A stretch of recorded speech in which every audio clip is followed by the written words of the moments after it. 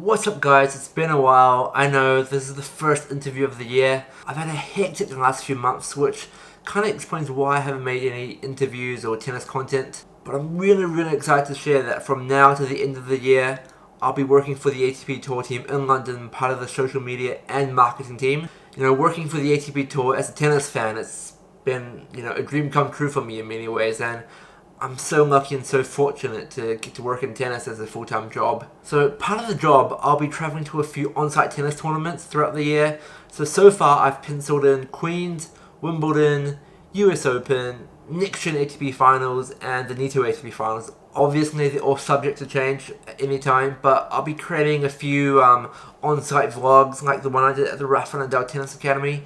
If you haven't checked that one out, I'll put the link in the description below. So if you haven't subscribed, make sure do subscribe because you don't want to miss any content like that. Anyway, today's interview is with former world number 31, Sergiy Stakhovsky. And if that name rings a bell, he shocked the tennis world when he defeated Federer in the Wimbledon 2013 championships, when Federer was coming in as a defending champion and basically ended Federer's 10th consecutive Wimbledon quarterfinal appearances. He retired earlier this year and is currently in the Ukraine army reserves fighting in the war at the moment. We spoke just a few days ago when he was in Ukraine, and obviously given the current circumstances in Ukraine, the Wi-Fi probably isn't that strong, so parts of the interview are quite choppy, but I promise it is worth a listen.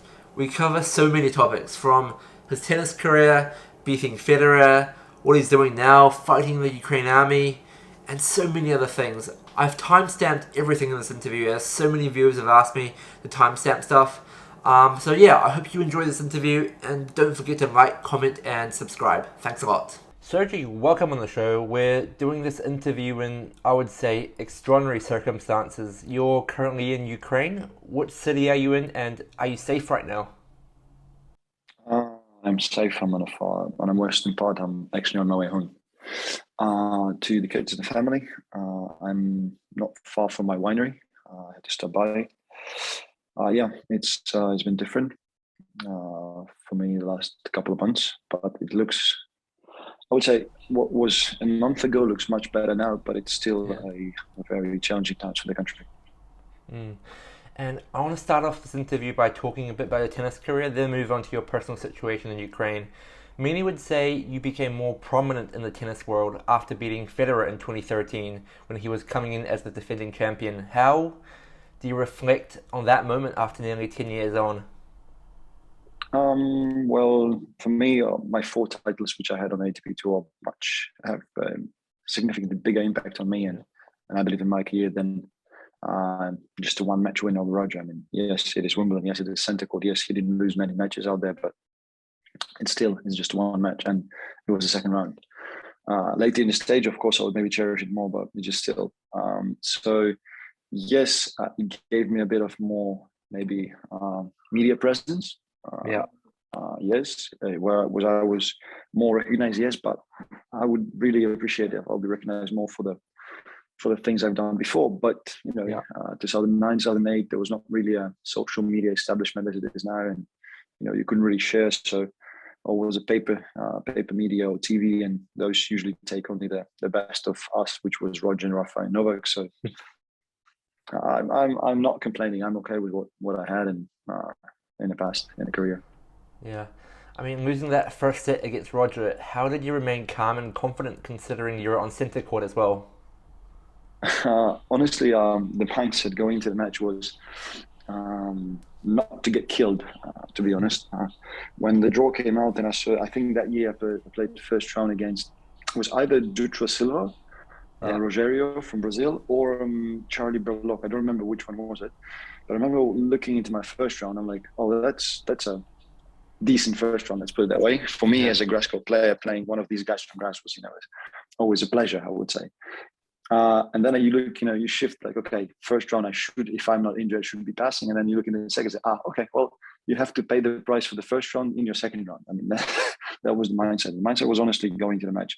Yes, we all want to win, and every single tennis player will tell you, every match he's going to step on court, he's trying to win. But you understand what you expect out of the match. You understand that you have to perform well to have a fighting chance of winning. So for me, going there, especially after he win the first round, pretty easily. And he usually, if he has any troubles, that's the first round. I was like, okay, the most important part, not just don't get washed off the court.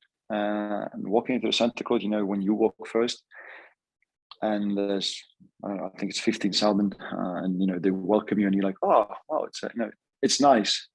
And then Roger walks into the court, and then you understand that basically nobody was clapping when it was actually silence, because the massive applause which come behind is like a small hammer hitting on your head, and the match didn't start yet.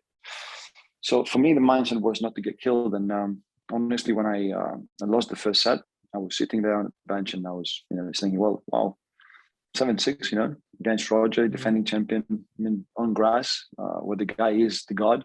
So it's actually a pretty good result. So I'm sitting there, and I'm like, okay, that's a bad start. I started to play. I lost the first set 7-6. I was sitting on the bench, and I was thinking, well, not a bad result against Roger on grass. 7-6, it's a good start. Just keep on that. And then somewhere towards the second half of the break, I was like, but wait a minute, I had a break point on him, and he didn't have any. And I was thinking, maybe if I'm going to keep on, doing the thing I'm doing and serving well and coming in and not giving him any pace from the base round, then maybe there's, maybe I can fight a bit more. Honestly, there was a moment in the match where I was thinking about winning, and that was toward the end of the match, when I was when I was like, there is a chance, and then of course that's when I dropped my serve.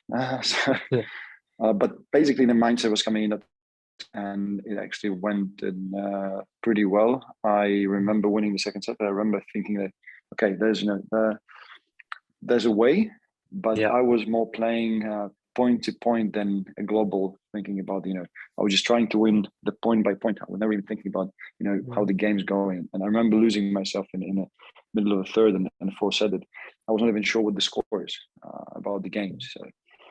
So yeah, it was definitely one of, I would say, my better performances in my career. Surely was. But especially I was glad I was able to play and beat him in serving volley style on grass. That was more of a appreciation for me. And do you remember any post-match celebrations after winning that match? Listen, it was a blur. Honestly, firstly, emotionally, was very impactful on me. And I remember that the guys in the locker room, they it was still their old locker rooms, not the ones that they renovated now. It was still spread in two wings. When you enter, you get a left and a right. And the guys, they made a small throne for me out of pillows. They took the pillows from the masseuse's tables. And they made a small throne, like, that I dethroned Roger in Wimbledon. It was it was nice. Yeah, I actually, the guys from Wimbledon, I'm not sure they were there. I'm able to share this, but I think they would mind. The locker room keepers, brilliant guys that have been with us for, as long as I remember I was playing still. And they actually, when they were changing the locker rooms to the new modern style of Wimbledon, they all now white inside the locker room. And before it was like, it was classic wood. So my locker, which I think has a number 113, I have to check, actually it's here. They cut the piece, the wooden frame out of it, and they gave it to me after they rebuilt. So I have a memory of that locker room and a memory of that locker. So it's and I used that locker for all the years I've played Wimbledon. So about 14 years. Yeah. So yeah, there is some small nice memories coming from there. That's amazing. And I just wanted to ask, where did tennis all start for you? Was it right here in Kiev? I started in Kiev, which is now an Olympic stadium. Thank God it's in one piece, not bombed. Or maybe it was bombed, but our anti-aircraft missiles were able to stop it. On the top of the Olympic Stadium, there was a 5 courts with a rubber surface, like a tartan for the athletes, and the wall. And that's where I started at the age of 6, and a group of 50 kids. I was actually hitting more against the wall than with any other person. Unfortunately, those courts are not there anymore. They were part of the remodeling for the Euro 2012. They were supposed to put them back, but unfortunately, they never were built back. But yeah, it started in Kiev. And actually, I was all the way almost up to 14. I was in Kiev, but starting from 12 years, I was spending about 5 months in Czech Republic and 7 months in Kiev. And you officially retired at the Australian Open this year. What led to this decision? Well, honestly, I wanted to retire Wimbledon. That would be Okay. something that I would really appreciate significantly more for myself. But having three kids, having a winery, having a tennis club, Yeah. and we were parallelly starting a very big sports project in Ukraine, which was supposed to deliver a better preparation and better, let's say, not facilities, but better infrastructure and managing of our Olympians, almost like Team USA. Yeah. And that was starting. So I knew that I cannot be pulling this three, actually, with tennis, four extremely hard directions, and having three kids and a wife, which also want me to be home sometime, and the kids. Yeah. So I knew that that's challenging. And honestly, I love tennis. I love even practicing. I had no problem with working hard. My only problem was motivation. The moment I was stepping on the court, and it wasn't a Grand Slam, let's say, it was a challenger, or even if it was a 250, the motivation was not, there was no fighting spirit anymore. You know, the guys who I was competing against, they were younger, they were hungry, and they never made it to the top 100 yet. You know, they were all on the coming up, and they were fighting for every point. And I was flat in terms of emotions and emotions for joy. It works. You cannot be making big results on just playing for fun. Yeah. So yeah, it was a tough decision.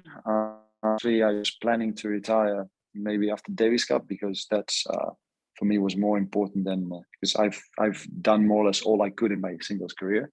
But for Davis Cup, for me, it was important to try and to get to the World Group. And when we played Norway end of last year, the playoffs for the playoffs for the playoffs. I don't know. These days, Davis Cup is very complicated. Yeah. So when we lost, and I was playing the last match against Ruud, unfortunately, I didn't get to play on Friday. They didn't let me, but that's another case. I thought that, you know, my goal in a Davis Cup, my goal was always to get to the World Cup. And if I want to still fight for that goal, that would mean that I'm here again, just in order to be able to play the playoffs. And then it would still take a year to get to the Madrid. So it's and adding it 2 years to a career, and that's at the age of 36. You know, it's just way too far ahead, and I really want to see my kids grow and give them some of my knowledge and be a father for a time. So Australia I love because that's a Grand Slam where I never performed well, but I really love the tournament and the environment and the things that the tournament do for the players and the country and how they welcome. It's a multicultural country where every country has representation, you know, whether it's Serbians, Croats, Greeks, Ukrainians. And it's really nice to play in that atmosphere because everybody's coming around and everybody supports their own. So it's a fantastic event. I was actually privileged to play, I think, on a brand new court, Kiev Arena, I think it's called Show Court 4 or something like this. Yeah. Unfortunately, first round, I lost to JJ Wolf, a young, athletic kid, explosive. He played well. I cannot say I played bad. He played well. But again, that match was already flat. All of my emotions in terms of regret, maybe some tears or some tough moments were actually during Davis Cup when I was telling the team, you know, that guys, thank you very much, but that's it. I mean, that's the end of the line for me in Davis Cup, and I'm not going to be coming back. So I was kind of ready for that stuff. Yeah. I mean, other than achieving top 50 in the world, 4 career single titles, and beating Federer at Wimbledon, what other moments and achievements do you look back with pride on your career? Oh, for me, Zagreb against Ljubicic, because without that match, without that tournament, I wouldn't have my career. So I have to thank again Mr. Mikhail Lodra for not showing up after playing finals in Rotterdam and giving me the spot of lucky loser. Of course, there's going to be, right now, it's going to be hard to pronounce, but I still cherish the moment from St. Petersburg, where I beat Safin in his second to the last match in his career in the semis, and I beat Zeballos by actually a match which I was supposed to lose. Of course, Hertogenbosch on grass, my favorite surface. I didn't drop a set. Was extremely well prepared for Wimbledon. Unfortunately, we played Hertogenbosch right after the finals. The rain went on. It washed us off. I got sick. I got high fevers, and I had to play on Tuesday against Sam Querrey, I lost, I think, first set 7-6, and I retired and I'm not saying that I would beat him, but I had a really good chances if I would be fitter. Yeah. Of course, it's still going to be New Haven. My match was Marcus Baghdadis. I think it was semifinals. I think for me, it was one of the most enjoyable matches I've ever played. I mean, playing against Marcus, never mind the stage of the tournament, or never mind the importance of the match. It was always a pleasure. The guy was an incredible champion, incredible human being, incredible competitor. Was always, he was never fighting with you. He was always appreciative. He was always fair, and it was really a great pleasure and honor to share the court with him sometimes. So yeah, those four. On top of that, I have 4 doubles titles. Again, Moscow into Southern Aid, I think. If I honestly, I can honestly say that I like St. Petersburg. It's a nice city. And since 2014, I haven't stepped a foot in Russia. And if I regret not seeing any of the cities, that would be St. Petersburg. I cannot say I regret not seeing Moscow. It was already back then. It was super heavy traffic. Hectic city, which was not for me. I won. Where else? We won Halle with Mike Luzny. We won Dubai. Dubai was great, actually. I have to say, Dubai was fun because Dubai is coming up. Dubai because Misha Yuzhny. We played doubles quite often at the time. He played, I think, 2 or 3 finals in singles. And the winner of the tournament is getting a ship, a big ship. Oh yes, yeah. And the loser is getting a knife. It's like this Arabic knife. It's a dagger, basically. Yeah. And when we were walking on the court, around the center court, to come from the back, we were walking, and Misha said, "Look, see, that's me, that's me, that's me. You see what I hold? I hold daggers. So if today we're going to lose, and I'm going to get another dagger, I'm going to stab you with it." So my motivation was high not to lose in that final. Honestly, actually I also won New Haven on grass with Marcel Grandes, that my most recent doubles achievement, and basically my latest ATP title. I think it was 18 or 19. We won together. A great enjoyment playing with him doubles. The guy's an incredible competitor in doubles, and incredible player in singles back in the day. Also, we competed many times, and really, really in doubles, he knows things so well. It was so easy to play with him. It's almost like he wanted it by himself. I actually can say that I'm proud of having an 8-0 record in the ATP finals.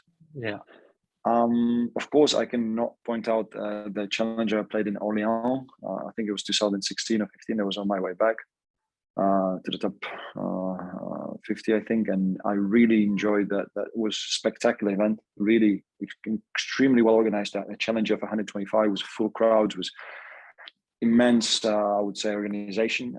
Really superb event, and I was really pleased to win it. And the hospitality and the tournament director, everybody. It's not just because I won it, but I've played that event many times. I won at doubles, I think, that twice or 3 times back in the day, and they've staged the event. They've put their heart and soul in the event, and it's really enjoyable to play on the events which are organized this well. And how about beating like Ernest Gulbis in Wimbledon 2014 and Wawrinka in Marseille? Because those were top 10 wins as well. You didn't mention them. These guys saying that I beat, but he's now top. But years earlier, you don't see the rankings as they are.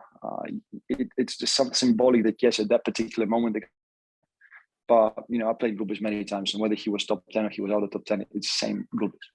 It's like Ljubicic. He was 4 when I beat him. He was 19. It's not really you beat names. So yes, if I have to come with the names, and of course Wawrinka, Gulbis, Ljubicic, Karlovic, Tipsarevic, all those guys for me are. I'm proud that I catch Berrettini and Tsitsipas on their race. When they were coming up, I was able to scout them out and say goodbye, guys. Thank you. I have a 1-0 lead. Extremely proud to have a 2-0 on Felix Auger. Yeah, okay. I'm thinking that I'm not even sure that I want to play him these days. I cannot say kids. They're already men. They're grown-up men, but they're younger. They're significantly younger to me, and the way they play now, the level of intensity, the level of athleticism is just different. And the tennis also is changing. It's going forward, and it's good. It's good to see those guys, bring something new to the table, bring freshness. And I want to talk about your unbelievable situation in Ukraine right now, from holding a tennis racket a year ago, or even a few months ago, to now holding a gun, a weapon. How has a sudden change changed you as a person? I hope it didn't. I hope it didn't change me. I've witnessed things that I hope nobody have to. I've seen things which are not meant to be seen. I hope it's not going to change me. Those images will stay with me, I think, for the rest of my life. But at least now I know what I want to prevent for my kids not to see, and what I want for my kids not to be witnessing or be part of. And that's what I hope that the world will also understand. I mean, many tennis players, including Novak Djokovic, have sent you messages of their support for you. What has this meant to you personally? Honestly, it was motivating. I would say it was inspirational, because those messages, predominantly, I would say 80% of them came in the first week. Actually, it was, for me, the most scary part, I would say, when you actually in Kiev, and the Russian army is on the outskirts of Kiev there, and you don't know when. You just wait, okay, today, and then you're waiting tomorrow, and then you're waiting day after tomorrow. And those messages came, and they were in hundreds. I mean, all of the current players, past players, ATP staffers, CEO of Lotto, my almost lifetime company, which was supporting me.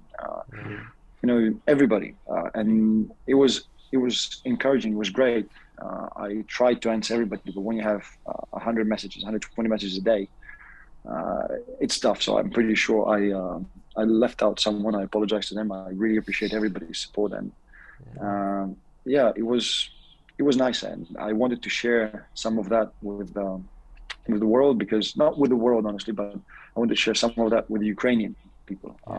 That's where most important, because they would feel they're not left alone to fight for our lives and for our country, and that was the most important message. I never really thought that my presence in Ukraine, territorial defense of Kiev, would create such a viral media impact. It was never the case, but once it actually started, I was trying to exploit it as much as I could, because the main message was always, that Ukraine is defending itself, that we're not fascists or Nazis or whatever they were trying to paint us. That we're just a regular people with regular families with a broader view of the world. We've been able to travel because since 2015 we have a visa-free travel to Europe. So our nation is actually, I would say, well educated compared to our neighbors. And I was trying to explain that we want the values of the modern society. We want the values where corruption and devastation and torture and killings and imprisoning the opponents is not the way the society should operate. And that chance was not given to us by Russia. And from my understanding, your wife and your young kids are safe in Hungary, where you've been living for the past few years. How did your wife and kids react to your decision to join the army?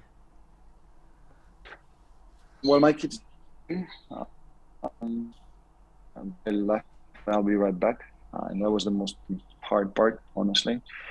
My wife had a feeling, but she never asked me, because when we were in Dubai, we had a vacation because kids had a school break, and we, I took them out because I knew that there's gonna be a hard 10 months ahead of me of planning and working. So it was the last window to get out. I left Kiev actually on Saturday, just 5 days short of the beginning of the war, and I was supposed to come back on Sunday. We woke up on the 24th, 6 a.m. to the mess. My phone started to vibrate. My parents sent me a text that they hear explosions around Kiev. Then my then father of my godson, and he's the godson of my son, he texted me that it started, because we were talking about whether it's going to happen or not. We woke up to the BBC. I turned on the BBC, and basically from that moment, I barely slept. I think in the next 2 weeks, I maybe slept 2 hours a day at best. So my wife, she had a feeling, because back in 2014, when Ukraine was already under attack by Russia and annexed Crimea, and after the revolution of in Kiev, I also had a feeling that I need to do something, because I saw regular people which had no idea what armies or what the guns are, going and trying to defend and not give the Russians the bigger part of Ukraine. And but at that time we had our firstborn child, and at the time I was still a highly decorated, let's say, tennis player. It was in the top 50. So morally, I had I said to myself, okay, I can do more by playing and putting the Ukrainian flag and explaining the situation to the media that Ukraine is we're not trying to kill the Russians. We're actually trying to establish a country which would be free, etc., etc. So I had a moral justification for that time. Whether this time I had a lot of my friends and the godfather of my son. Actually, he has 4 kids. They all live in Austria. He's a very wealthy businessman. And he was coming back. So there was a lot of examples. We had a president who stayed behind. We have Klitschko brothers who were in Kiev. We had a lot of people who, at that time, you feel like I could. Best, of course, nobody would say a word to me. I think because I had my family. I was here. I was not on the territory of Ukraine, so I didn't break any rules. But I wouldn't be able to forgive myself for that, because I still have my father, my mother, my brother, my grandmother, and my brother's family in Kiev. Mm-hmm. So it's a decision which I hope nobody have to make, whether you leave your wife and kids and you're trying to go to see and save your parents. That's a tough one. So yeah, I left. My wife asked me when we were landed in Budapest. She asked me what I'm going to do, and I said I'm going to go and try to get my family out. And I left. I mean, I cannot say that I'm proud of it. After all, 3 little kids is something that everybody should be looking forward to grow them up. But on the other hand, I had my father, my mother, and my brother, and a country which I actually never really lived in, but of which I'm very proud. And the injustice which was brought on to my nation is just something that I couldn't stand aside. And a lot of my friends, they were sending their family, their wives, the kids to the western border and staying behind. So I just couldn't morally justify for myself that they are doing this and I'm staying in safety and not enjoying myself, but not helping them. So it was an emotional decision. It was a tough journey. And the next from starting Thursday, 25, 26, 20, 27, starting 27th, the first, I would say, 2-3 weeks were emotionally tough. But then the human organism is such a machine, but you can get used to anything. After 3 weeks, you have a siren of an air raid, but you almost don't care. Okay, how big of a chance is it going to hit our building? So yeah, it's good and not good, because then you lose your caution, and that's where something bad can happen. Would you say for the first 3 weeks, 4 weeks, you have feared for your life at times? Yeah, daily. When we came to Kiev, we got our weapons assigned. We got assigned to the unit, and we were lucky. I mean, all of those things that happened to me, I think I can only say that I was extremely lucky because we were assigned to a unit which was, I just put back in reserves, which is current military, but you could say that they're special forces and the retirees of this regiment. So they were from 40 to 50 years old, so mature soldiers with already different way of life than they had before. But they all been called up and they came voluntarily. Yeah. So they're all experienced in that field, especially in field of patrolling, securing premises, checking the cars and everything. These guys went through the war in all the missions in Iraq and Afghanistan.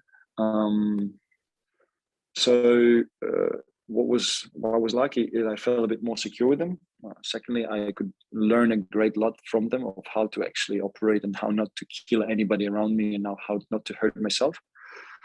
And most importantly, that they will not hurt me in terms of friendly fire or some accident, because unfortunately there were a few accidents.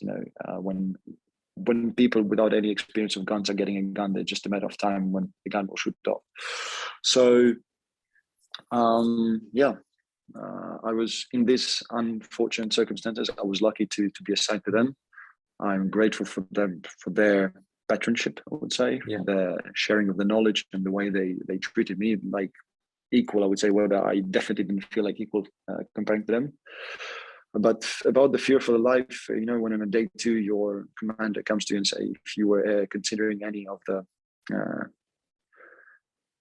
fallback options, I would say that, and I was asking him what did he mean. He said, well, when the Russians will come into the streets of Kiev, they said you will be, but say you're not much of a help to us.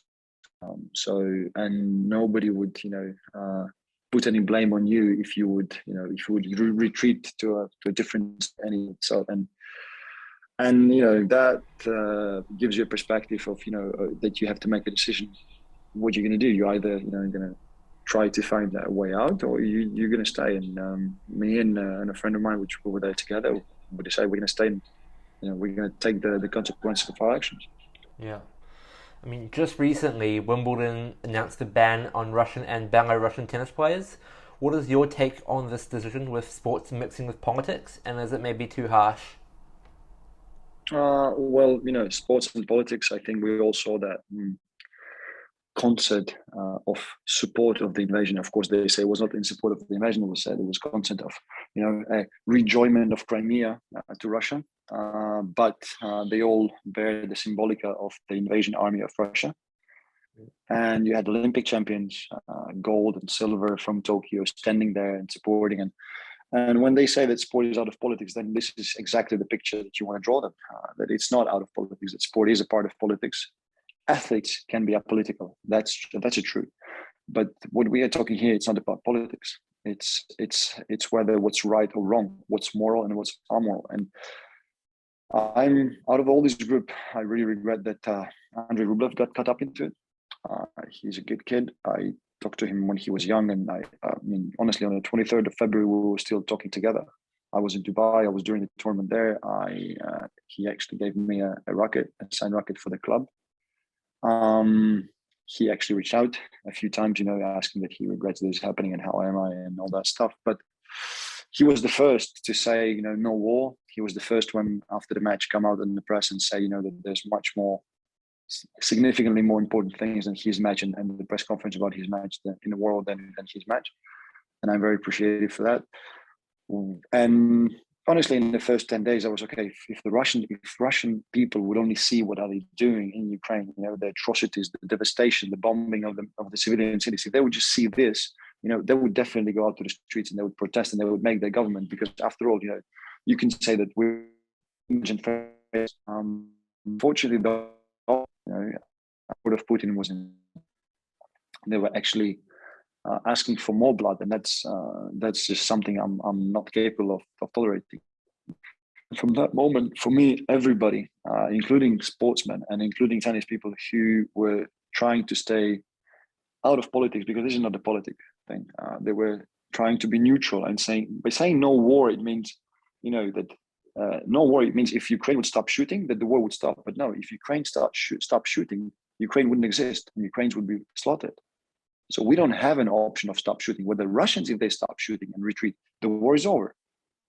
So for me, everybody who didn't take a stance and did not condemn the act of aggression of Russia, the act of war which Russia brought, the act of destruction and barbarism, they don't deserve to be let out of Russia. they should stay in Russia and they should bear the consequences of their government, because eventually, if they're Russian citizens, they're the solely carrier of the power inside Russia, and they're the only ones who can change anything.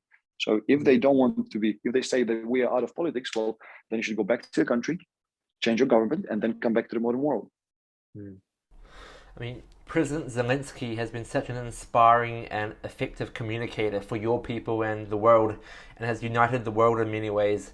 How important has he been for the Ukrainian people, including you, in these difficult times? I would say incredibly. I would say if he wouldn't be the person he is, if he wouldn't be where he was, Ukraine would fail. If he wouldn't put his life on the line to where his words were, believe me, and that's my understanding of the situation. Because of him, let's say Klitschko stayed, because he's also a politician. He is a mayor of Kiev. Because of Klitschko, somebody else stayed, and the chain goes on. And you can also put me in there. I mean, yes, I was going into unknown. I actually didn't know whether I will make it in time in Kiev until the Russians are going to capture it. But those little things, they give hope. And that small chain reaction, it builds up. And when your armed forces are looking into their social media or the television, and they see that there's a lot of people coming back behind and believing in their fight and believing in their, believe that it thing when you see every, and then your hands go down. What I'm actually protecting, but when you see people standing behind and willing to protect as well.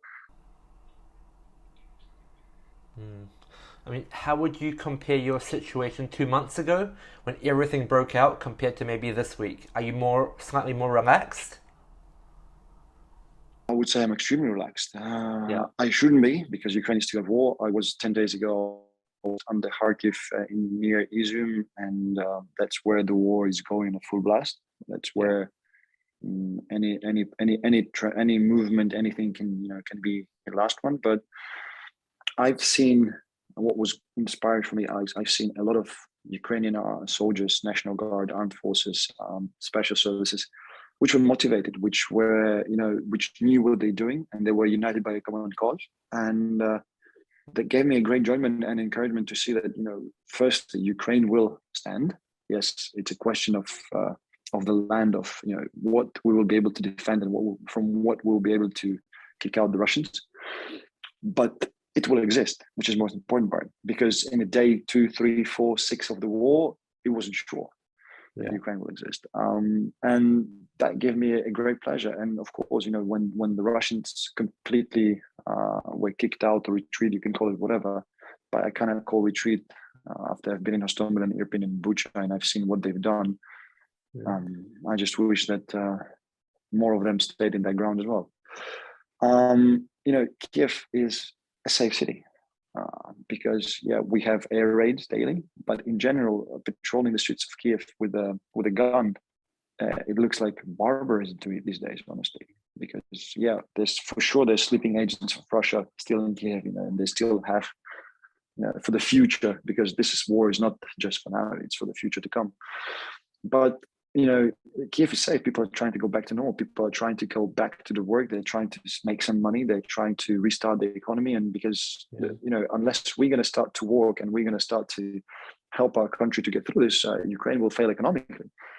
So everybody's just trying to do whatever they can. A lot of people are coming back because of that. They don't know how outside, so they're trying to back work. They're trying to do something.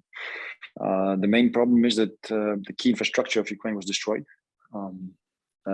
Machinery, I'm talking about some production. For me, as a winemaker, I have a great problem because they destroyed one of the biggest glass production companies in Europe, which was in Hostomel, and I've passed by and it's completely torched. And that created a problem with supply of the bottle in Europe, not only in Ukraine. And you go from one to another, and the spare parts of different businesses the chains are destroyed. So it's getting harder to restart. But I'm pretty sure with the help of the world and the European community, we're going to be able at least to start from somewhere. Yeah. And final thoughts, Sergiy. What has this whole experience taught you, and will it change you as a person for the better or for worse?